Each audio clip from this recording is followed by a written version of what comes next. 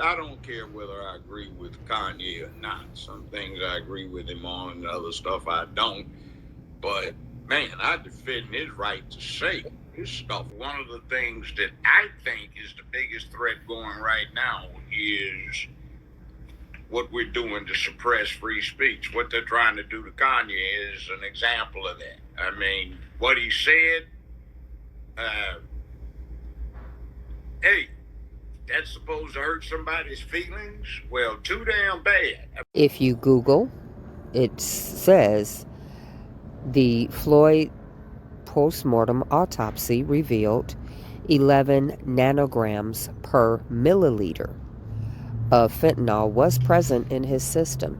So it was not an incorrect statement to say they hit him with the fentanyl. Somebody hit him with fentanyl because it was in his system. And he never said that's what he died from. And this is all over the internet at the time of his death. But it's also in his autopsy. So this is a frivolous money grab. Yeah, your respiratory capacity gets diminished. When George Floyd died, Kanye West donated $2 million to pay college tuition for George Floyd's daughter, because he made a statement that was actually true. What he said was they hit him with fentanyl. He didn't say specifically who, but there was 0.11 nanometers of per milliliter of fentanyl found in the man's system. Those are facts. Fentanyl was in the man's system, and it was in the autopsy. He never said he died from fentanyl. He just said they hit him with the fentanyl. They could have been the drug dealer, it could have been the roommates, it could have been the police. He didn't specify who. But it was a statement, and it was a factual statement. Fentanyl was in the man's system. He did not say fentanyl killed him. It could have very well have been a contributing factor. So this is a frivolous lawsuit, a money grab by George Floyd's family. How fucking offended could you have possibly been from somebody saying they hit him with the fentanyl when there was, in fact, fentanyl found in the man's system? You're supposed to make something like that liable for damages. What the hell are we coming to? And see, the other thing that I do not like about this George Floyd bit is there's other stuff that was not put out there much, but it showed. There was video, for example, before all this broke down. They have video of him in that cupcake shop. He was acting like he was high. Now, it works. They get a little thing about the size of your fingernail. It's on a little stick on. You stick it on your shoulder, and that's good for 3 days. Now, I was in a lot of pain. I had third-degree burns on the outside of my neck and inside my throat from this radiation treatment every day of the week for 2 months. And that hurt. Couldn't swallow either. So I took it, but it works to kill what you're feeling. But man, you don't want that for a high. Right.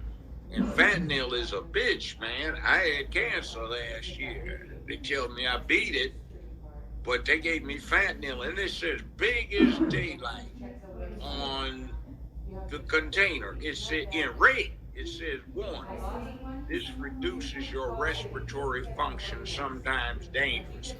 Wow. And what was going on in this thing, and I'll just tell you, forget commenting on what was going on there. I had this done to me, demonstrated by my late brother, the Grand Master of Martial Arts, the late great Dr. Clifford Stewart. My brother died last year.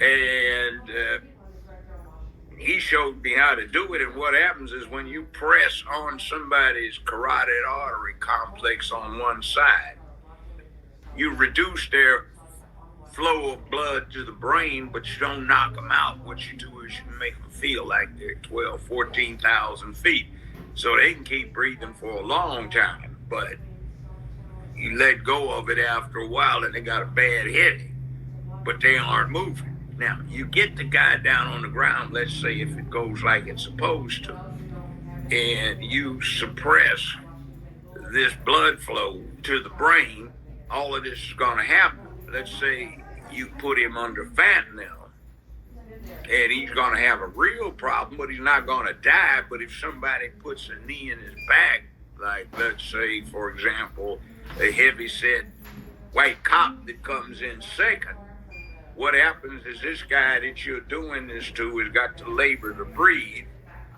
And when you put the knee in the back, what winds up happening is mechanically he starts heaving reflexively, and some other people get involved in it, and that kills him. And let's say the DA is too ignorant of what physiology is to go prosecute the second cop for murder, but only manslaughter. You know, I mean, it could happen that way. So somebody wants to call what they call, how much of this is driven just by somebody saying, okay, $250 million, let's go after it. And then you've got an extended family. One of the things that I think is the biggest threat going right now is what we're doing to suppress free speech. What they're trying to do to Kanye is an example of that. I mean, what he said, hey, that's supposed to hurt somebody's feelings. I don't care whether I agree with Kanye or not. Some things I agree with him on, and other stuff I don't. But man, I defend his right to say this stuff has gotten so damn sissified and punked out with some of this stuff people are doing these days about